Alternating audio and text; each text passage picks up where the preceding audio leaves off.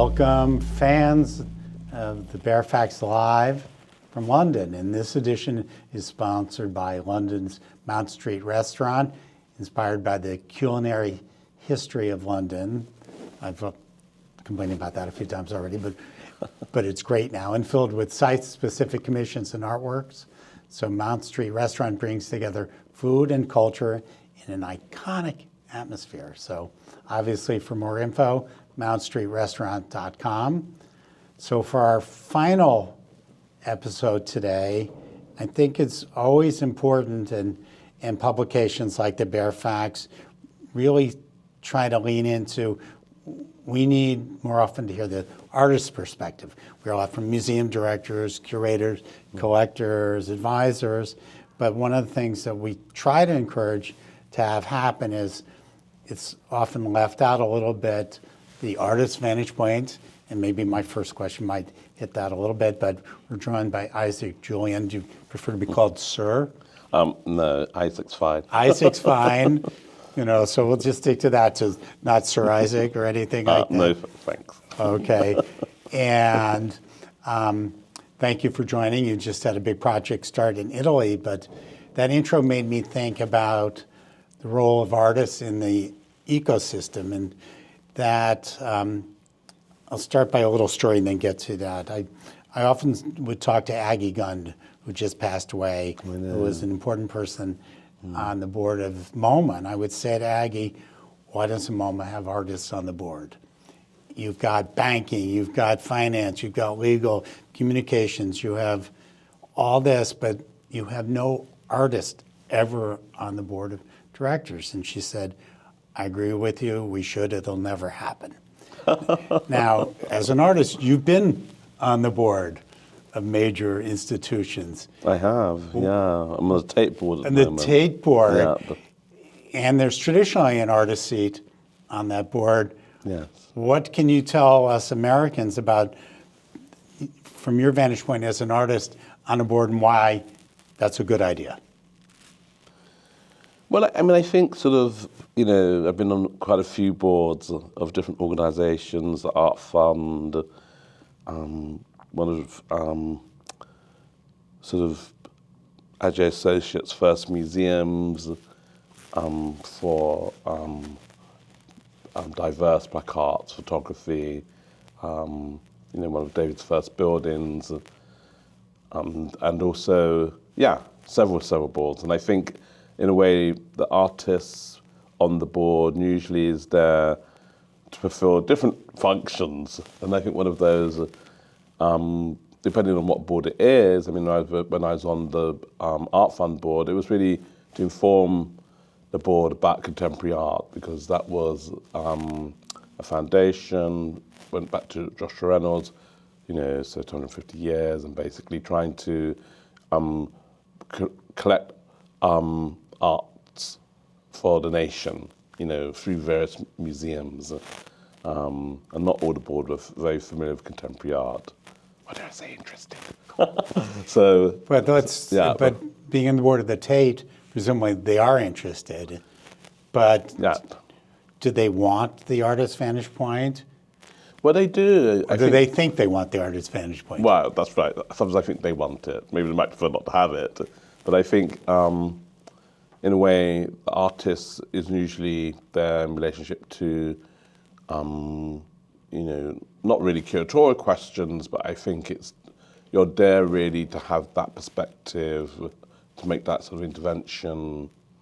And I would say in my case, there's a breakfast that took place at Tate Britain just yesterday, acquisitions, and I was there, and a number of people there from,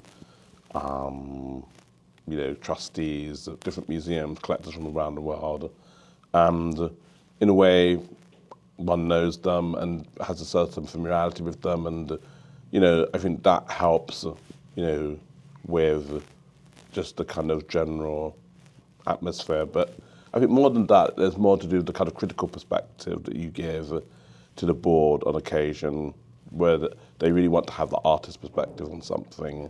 And I think that's important. But of course, essentially, with going back to Aggie's point, I mean, in a way, the board is there like around the business of the museum and its financial arrangements, etc., administrative.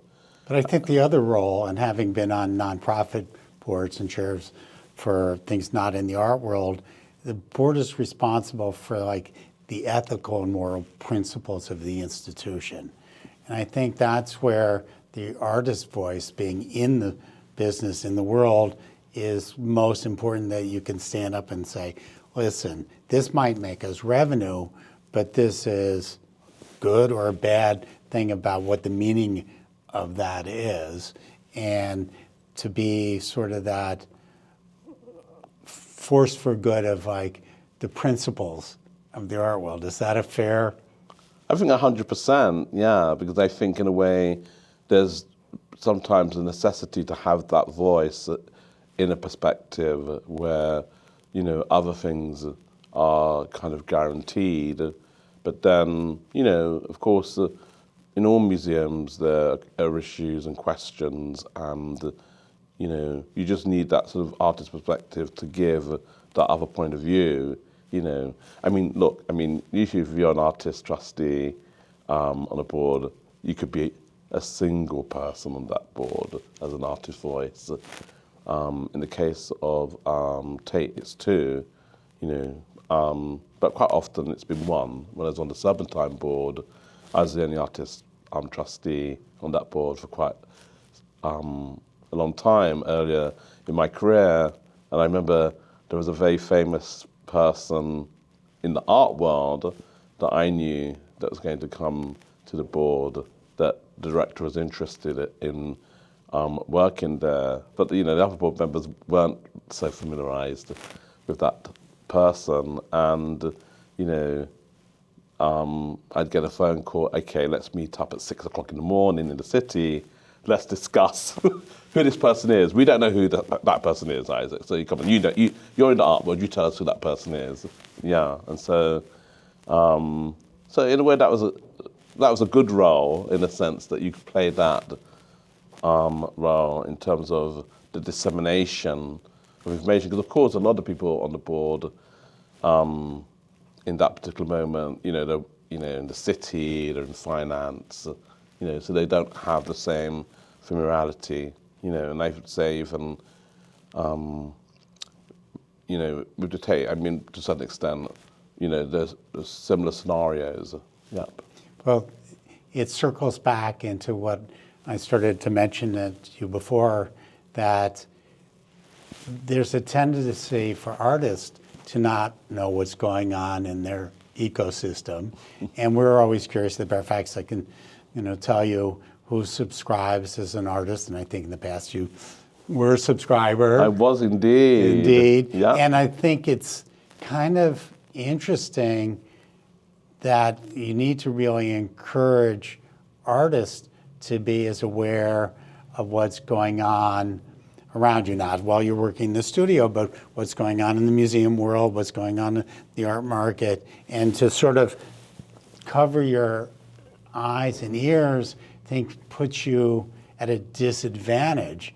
So there's been a tendency, I think, to make artists sort of these mythological beings, but in fact, you should be equal in that. I don't know if that's a sort of open-ended comment or question, but. No, I completely agree. I mean, in fact, you know, I do teach in California, and I think one of the things that we did when we got there, I mean, is rather remote. Santa Cruz is very beautiful, but you know, the students, I thought to myself, okay, we need to get them out. We need to get them out of town, you know, bring them to see collections. I remember bringing a group of students to see the Kramnik collection, and you know, had a group of students, and you know, they were doing film and moving image, and I said, well, they need to see where things are properly stored, and they got there, and of course, you know, I mean, they got very excited, and some students were saying like, hey, this place is pretty grand, or they're pretty, and I think it was very important for them to have that exposure. And currently we have a student who's with us in London, and working in the studio. But we brought them to the opening in Mantua. We have conversations with them, and I think the whole pedagogy of art education, for example, where you don't expose students to the actual cultural space they're going to enter into with their practice, is a kind of fair naivete. And I know that when I was a student, I was really grateful to know what it was, the field that I was entering into, and also what is the kind of, if you like, financial infrastructure of it. Well, if you're going to stake them with $200,000 worth of debt, which is a problem for the art schools, then you better think that there's a way out for them that's not catastrophic. So, I think that's a problem in general. You teach at a state university. Yeah. I'm guessing most of the students are in-state students that go to the UC system. My daughter's in university in California, so I know a little bit. Okay. But to impose just art schools and imposing that level of debt, and you think of the Yale kids, they all want to know how to get a gallery right away. They're too much the other way. Yeah. Focus on that. How do you manage that from being such an art world success and being a professor at the same time? Well, I realize it's a big kind of it's a stretch and there's a gap, and I think it's also to do in relationship to what it is, that younger artists want to make and how they want to make their works. I make my work in a particular way, and I don't expect them to emulate how I want to make my works or how I make my works, but I think there's a way in which certainly there is the exposure and also strategies, And when I think about the kind of works I was making when I was younger, to a certain extent, they were made with Super 8 cameras, the iPhones of today. And I have to say, well, would I ever guess that those works that I made when I was an art student would end up being in a museum collection? So if you go to Stedelijk Museum, the work that I made in 1983 when I was 23 is showing in the main gallery as part of the collection. I didn't actually think that would have happened even in the latter part of my career in terms of what could be a curatorial interest in one's practice. So all of those endeavors, all of those experiments, all of those things which are done under a different light, away from the veneer of the commercial art space, I think you never know what they can become. It's come such a long way. I remember in the 80s when I had my gallery, I represented Dara Birnbaum, who died recently. Amazing. And I actually sold 2 video installations of hers, and they were probably among the first 2 video installations ever sold anywhere to a museum, to where we are now. Amazing. That's been quite a journey. You were there from the beginning, and now it's kind of not so strange. Did you think, well, this is never going to happen? Or when did it change? Well, I think when I first, look, I'm one of those typical artists. You go to art school, you do all the different things, painting, life drawing. I was quite interested in fashion. And of course, when I left, I was like, the last thing I ever want to do is make a work of art and be shown in a gallery, forget it, too boring, wrong audience.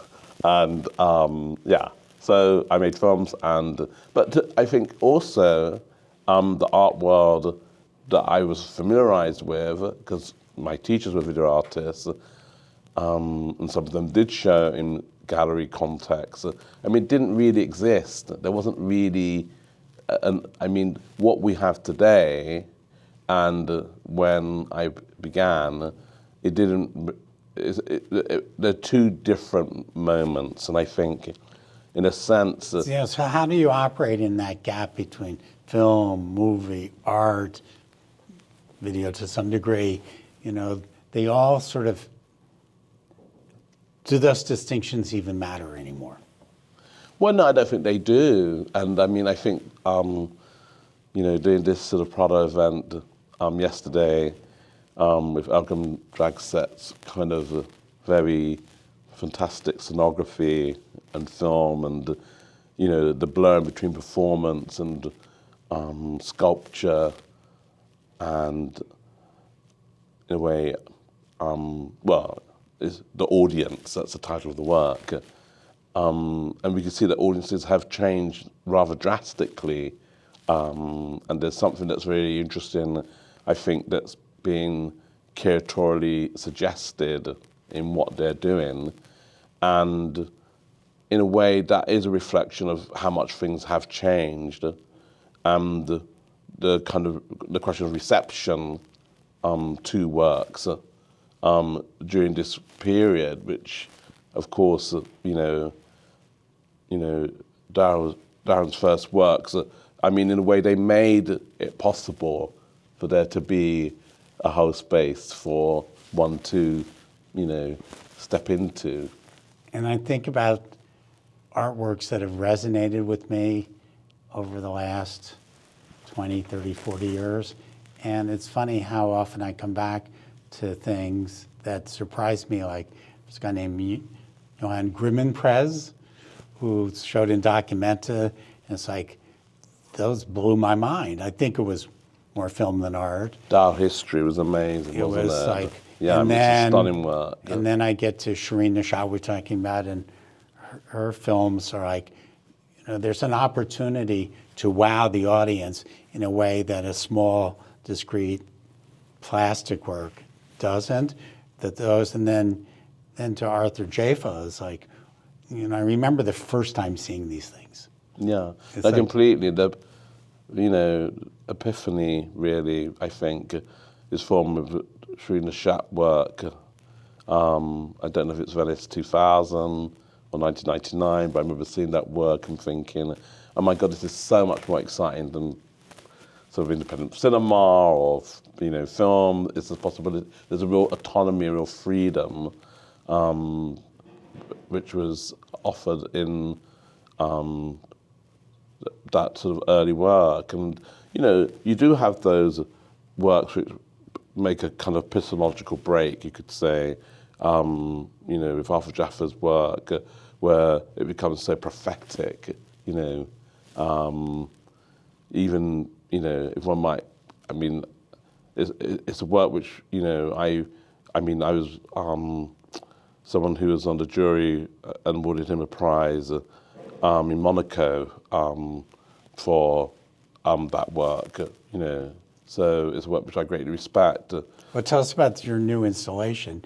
So that as part of this history of great things that just went up in Italy. Yeah, well, it was commissioned by Palazzo Te in Mantua, Giulio Romano frescoes, part of the Grand Tour, and I thought, well, this is a work that's meant to somehow a commission for 500 years anniversary of Palazzo Te. Yeah, it's quite an easy thing to do, I think. Not.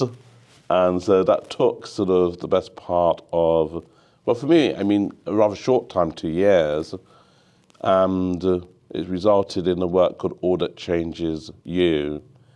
And it's a work which is really very much interpolated by my time in California, having close proximity to wonderful thinkers, philosophers like Donna Haraway, who won Golden Lion this year in Venice, and the Erasmus Prize is going to be given to her by the King next month. So she's getting really rightly, in a way, awarded. She's an amazing scholar, and so my time in Santa Cruz has been very special with people like Annette Singh and these thinkers. You could say a little holiday away from the art world, which is why it was really nice to be in Santa Cruz and be amongst these thinkers, James Clifford and History of Consciousness program, was like a kind of renewal battery in relationship to making this work, because it's somehow connected to some of the ideas around metamorphosis and sort of humanism and the idea of change. And I linked those more mythical questions, which are kind of more in art history, in the Palazzo Te, and conjoined those with ecological and, if you like, science fiction questions. So it's an incredible melange, you could say, of science fiction, the Renaissance, and Gwendolyn Christie, Sheila Tim, and Well, let me ask space you capsules. about another melange that actually, for me, in a sense, is kind of most interesting about your work. So, being a child of the 60s in America, and my mom campaigned for the Black Panthers, and living through all that at being a certain age, I've paid a lot of attention in my career to African American art because it's spoken to me of a history I really understand. So whether it's Mark Bradford and being from LA, or David Hammond's, and it's a very different set of art than what I identified, particularly in England, which relates so much to colonialism and all that. And yet you, maybe it's because you live in California too now, you've been the only one who's sort of like combined those two stories in a way, because they're very different stories. Yes. And maybe it's because your family's from the Caribbean, I don't know, but that kind of thing has always struck me as like, it's kind of amazing for you, I think of you as a Brit, doing these things about America and like that. Tell me more about that, because I don't see anybody else has done that, and it's fascinating to me. Yeah, I mean, sometimes I lived in New York in the 90s, for example, and that was very instrumental of this exposure in New York, in Tribeca, and the sort of exposure into the New York art scene. So my relationship to art world really is through New York. It's actually through London, necessarily. And but even in my own family history, my grandfather lived in Brooklyn, and so there's always been a sort of, America's always had this kind of symbolic place, you could say, both in my imaginary and also in my personal life. And I've always had this sort of interest in American culture. So, and African American culture in particular, of course. And so for me, it's been just something that was really a natural. And maybe it connects to being a soul boy. I did a film called Youngster Rebels in 1991 that was all about, relationship between youth culture, sort of black and white, and soul music, funk music. And so, yeah, I mean, it's just something which has been a sort of gravitation and a connection, both in those areas, but also, I think, the writers, Baldwin to, philosophers, thinkers, Cornel West, bell hooks. Yeah, I think of Baldwin. My wife is Swiss. I think of Stranger in a Village, of him being in Switzerland. It's like, and those Glenn paintings come to mind. It's like, it's so powerful of a sense of otherness, but generally they tend to silo into one vantage point, and you sort of bringing in literature, poetry, photography, film, that's like, it's kind of a unique perspective that you have. Is it like just kind of intuitive, or how deliberate are all these things you're doing? I would say that sort of like I think some of it is a bit connected to one's interests, but I think there's a connection that is intuitive in the sense that there is a synergy for me that I've been able to connect to in terms of trying to make different worlds where the diaspora, I'm talking about the black diaspora, and I guess it begins with Looking for Langston, 1989, like how to image sort of black queer desire, or what does invisibility look like. And I like the idea of trying to make works which are not, in a way, obvious, so to speak. So, in a way... so is that an intuitive move or a deliberate move? I understand what you're saying, but when it gets down to, are you sitting there, I mean, it's like, today I'm going to try to do something not obvious. It's like sitting there saying, and tomorrow I'm going to make something sublime. So, I mean, you can't actually, I don't see, I've never made art that could sit there, okay, today I'm not going to be obvious, and then go do whatever. So it just sort of happens, or? No, I mean, in a way, I would say, I mean, perhaps, I don't say unlike painting, but, there is a lot of research that is behind the works which I'm involved in making. But sometimes I'd like to wear that research lightly. Do you sort of mean, like, you do the research and then you kind of forget it and then you make the work? So I think there's that. Because a little knowledge can be dangerous. Precisely. So you like that danger zone. Maybe I keep my knowledge kind of like... Yes, a bit to the side. A bit to the side. And Yeah. And just sort of, in a way, then the improvisational aspect kind of takes over once you're able to have a certain amount of research. But I think also there's always a collaborative aspect, because a lot of my works are collaborations, and that sort of, if you like, working with different forms, in a way encapsulates the kind of methodology in terms of, being able to be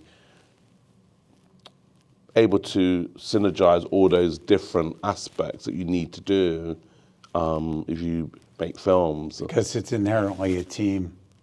Oh, completely, yeah.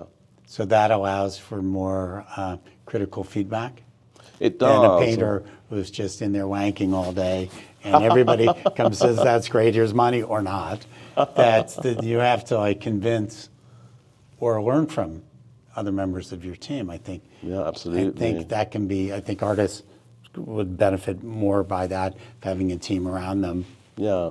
Even if they're making painting, to say, why are you doing that? Or, yeah, that's great. Well, I think that the thing that I used to think, like when I was painting, when I was at art school, and you're in art school and you're painting all together, and everybody comes and looks at each other's works.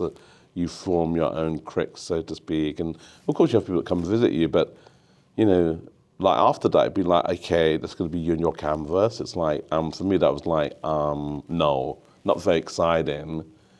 But I remember the time when I was painting, time flew by, and that it was something that you never had enough time to do, if you see what I mean. So I think it's sort of, but I think that element or the synergy of the experiment of, the conversation and how that entices you and moves you on, and what you learn from that is the thing that is really exciting. I mean, that might be one of the reasons why I continue to teach, for example. Yeah, it's just that exposure to different ideas and how that keeps you renewed. You want to teach from what you're learning from the students. That's why you're teaching, right? Yeah, and the students teach you. That's what I'm saying. Yeah. That's the reason why you're doing it. It is, yeah. I mean, I assume. I would have never had,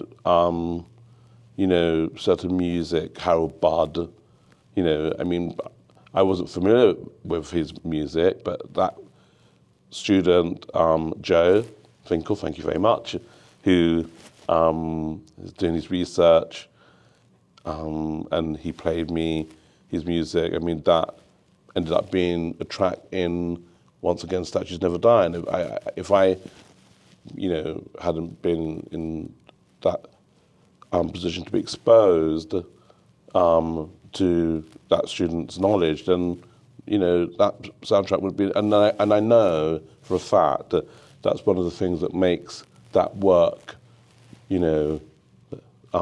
connection or moves people. And so there are all those wonderful things you see you wouldn't have access to. So just to take us out of the segment, I think it's really, there's a lot of talk about the art market and the art business and this and that, and there's 3 million artists in America. It's like, it's time for that generation to step up and really provoke us. That's the way the audience grows. That's the way the market grows. And it's like, I think, you as a role model and as a teacher trying to help them along, because it's their time, especially in this, we didn't really get to it too much, in this politically fraught environment that's quite terrifying. It's really, the art market has been the ism of the last 20 years. It's time for some ism, surrealism, Dada, Abex, that's beyond that, to be led by artists. And that's, you guys, time for you to take over from role models like you. No, absolutely. Something you want to see on your way out of all this? Yeah, I mean, I think that's, in a way, one of the reasons why we wanted to support young artists or curators or researchers or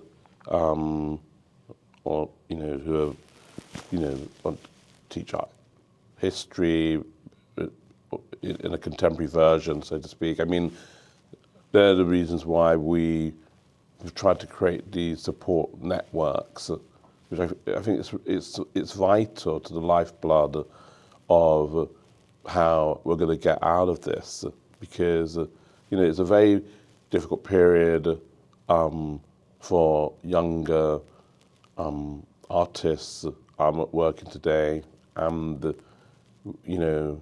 and anybody who has younger people in their lives, they know that, and so. And it's a difficult period to be black. It's a difficult period to be gay. It's a difficult period to be in America. There's a lot in the environment. It's a very hard time, and that's why we look to people like you to give us hope to how do we get past this, or how do we deal with it? So thank you for being you. We need that. Thank you. So with that, and thank you also, besides Sir Isaac, to Mount Street Restaurant. Is it Sir Mount Street? No. It's Lord Mount Street Restaurant for sponsoring this edition of the Baer Faxt Live. They're located in Mayfair, part of the Art Farm collection of hotels and restaurants. I'm sure you've been to some, they're pretty great. That's right. Mount Street brings together updated British classic, you're a British classic, the best of art, architecture, design. They can maybe have some film and video in these two. Don't forget that, Mount Street. And thank you to Frieze #9 Cork Street for having us here.